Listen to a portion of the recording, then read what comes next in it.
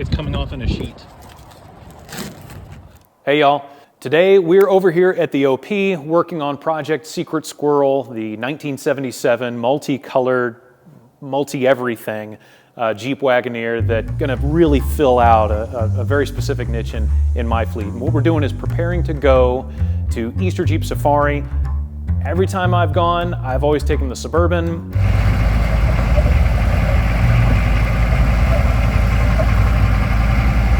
And it's probably time to do a little bit of adulting and bring something that is actually branded appropriately, but I'm 100% less sentimentally attached to it. But we're getting it ready, and I wanted to go through some of those details with you about, some of the changes that kind of come with I guess what you would call a barn find or a salvage kind of vehicle that you want to turn into something good and reliable and, still fun to take on the trail, without having to do the end times sort of build. What's the stuff that you want to focus on and get absolutely right out of the gate versus the things that you just kind of need to take care of and get back into serviceable condition. So that's what we're going to look at, and I'm just going to go very fast through all the little things that we've done to get this truck ready. And in fact, where we are right now, when I call it the OP, this is actually a space that my buddy and I, Chris, we rent to work on some of the other projects that they might technically fit in our home garages, but if we want to stay married, we need to have another space to work on, and that's what this whole place is. And also, I think some of these trucks might lower the property values, and we're trying to do that work here and not back at our garages. When we did the recovery, it had a lot of electrical stuff kind of right here on the starter solenoid. Oh, yeah. And Chris has done a really nice job reorganizing all this. He's going to go through this in some detail. But what we've got planned is to make everything kind of safe and very, very reliable so that we can go and do not just trails, but do a little bit of camping as well. Remember, this has fuel injection, so really just need to make sure that I've got, distributor and plugs and wires and a couple of other spare parts sort of on hand, and then that's going to work, all pretty well. From a driveline perspective, you would have seen me change all the U-joints, or at least in the rear drive shaft where they were wiggly. Just got a piece of scrap DOM. Is this better? If you can use this, that's always better than a socket. I was actually a little too quick to go for the socket, and then I remembered I've got a deep piece of DOM that's perfect for this.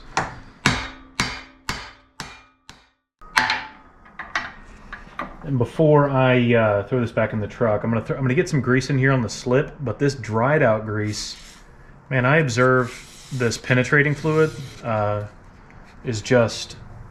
it just brings everything back to life. So that's going to be enough to make sure that we don't gall stuff up. This is still nice and tight. So back, throw grease and everything in the front. All the rod ends were in really great shape. I say really great. Good enough, right? They didn't have a bunch of slop in them.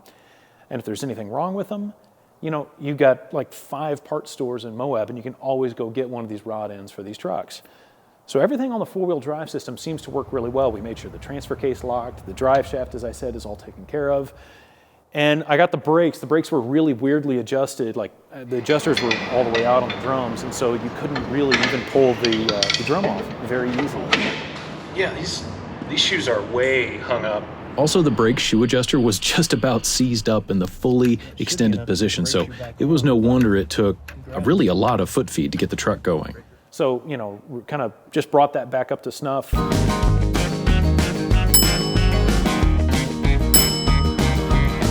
And now that's all ready to be adjusted and put back together. A few other parts we got to put on here.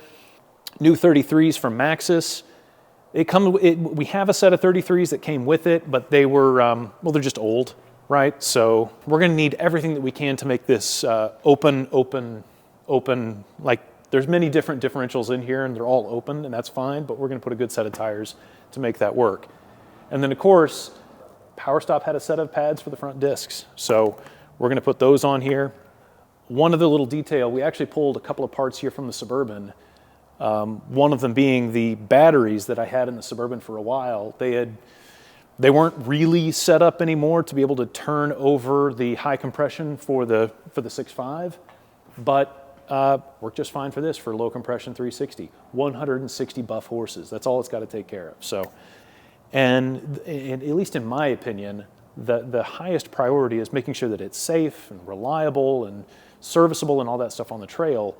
And that puts at the top of the list for this truck all of the electrical nightmare that we found under the hood that Chris is really converting to run on a much simpler sort of setup. Stole some parts from the Suburban, put them here on the truck. That actually makes sense from a hot rod perspective. It's all hot rod math. When you take parts from something that runs, put it on something that doesn't, it actually all adds up. But let's take a look, and Chris is going to talk to you a little bit about some of the methodology and the priorities about making sure that your wiring setup is safe and reliable and worthy to take on the trail and trust, right? So let's go up to the front. Y'all know I'm a guy that loves a plan, so the first step to having safe and reliable power was to develop what I call a one-line diagram for the truck. We just had 8 switches to run the whole thing, which is enough, but we just started with a simple list. We placed the high current devices first, so like headlights and a starter, and then everything else kind of fell into place. All right, like David said, there was a wiring nightmare here. I think that it had pretty much rattled itself to within inches of its life because things just stopped working. And when we started to dig into it, there were many reasons why. There were the really apparent things that shouldn't be, like the main ground wire going to the block was a bright red wire, about the same size and made from the same wire as the alternator charge wire. Things that just, they lead to problems, especially if you get someone in here that's rushing to fix something and 2 red wires get transposed and it's just bad. It's just a bad deal. And mind you, they're both non-fused wires. So they're hard wired to the battery at that point. And then like David said, we stole the 8-channel Switch Pros, the SP9100, from there because now that it's an Overlander, it needs lots of extra channels, and it's now getting that. But 8 is plenty for here. For what this vehicle needs to do, this is well above board for what it'll need for probably a year at least.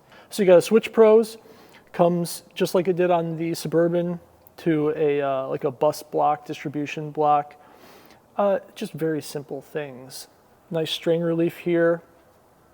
Everything is really, really well organized, labeled, and documented. The first thing I started with was, is this thing grounded?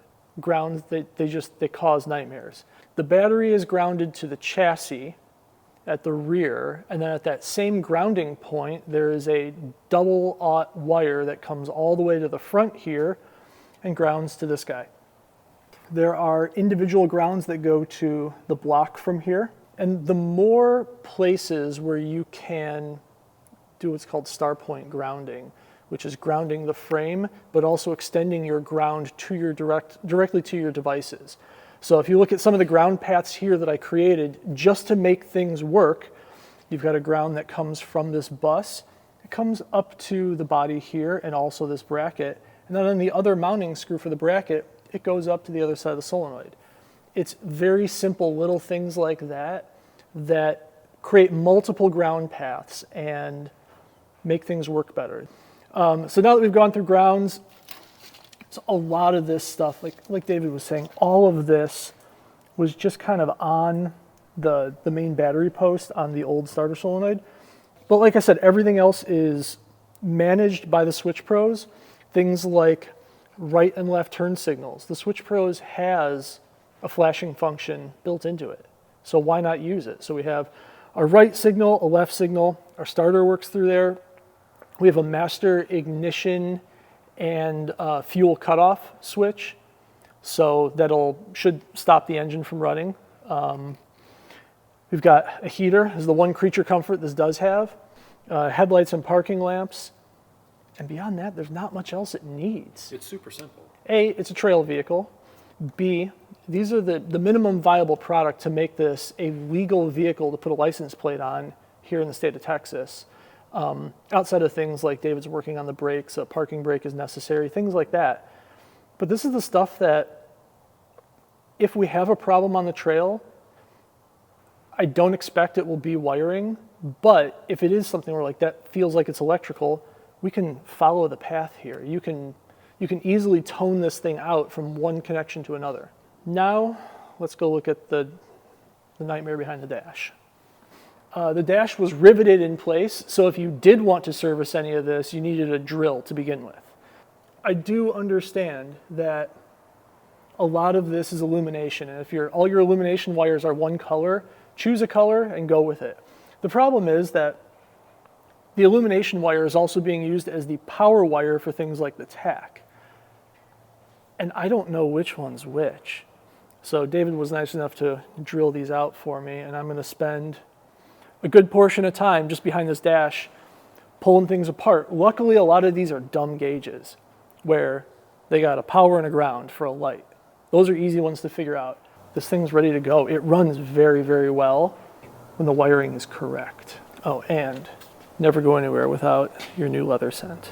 For as much as I love building junk from scratch, getting this bucket of bolts road and trail worthy has been really a great return to the basics. We've talked a lot about reliable and safe power and good grounds, but also the other stuff like the driveline and steering are tight. Everything has plenty of grease and fluids are topped off.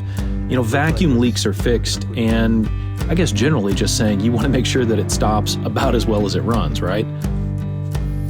Then with the spare minute, I went ahead and peeled this low-budget bed liner that somebody had used to paint the driver door. I hated this.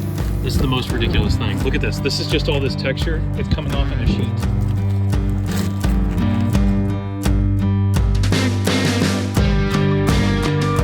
We did all this work in about 3 weeks, hitting it just a couple of hours each day.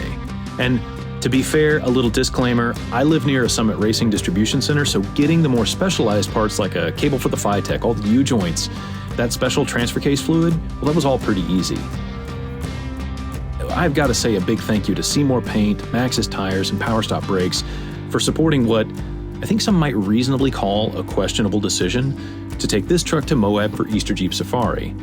I can't make this content without the support and trust of those partners.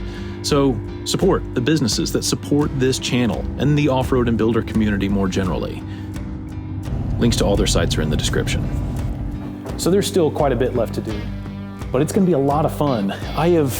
Honestly, I never really figured that I would, own a Jeep. I had my Suburban, and I thought, if that's perfect, that's all I need, that's all I want. But then when, Chris comes across something that is just this cool, it's like I can't pass that up. And of course, I want to wheel some harder trails without having to risk the sheet metal on the truck. And this is the perfect way to do it. A little smaller, at least coming from a Suburban square body guy, this is smaller to me. And it's going to be a lot of fun, so I just can't wait until we get it done. But like I said, a few more things to do: brakes, tires, wheels, last little check. There's a leak on the transmission we kind of want to figure out. And then put it on the trailer and head out west.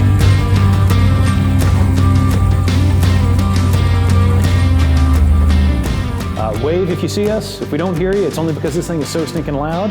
But, hope to run into you out there. Appreciate y'all being here. And look, until next time, take care.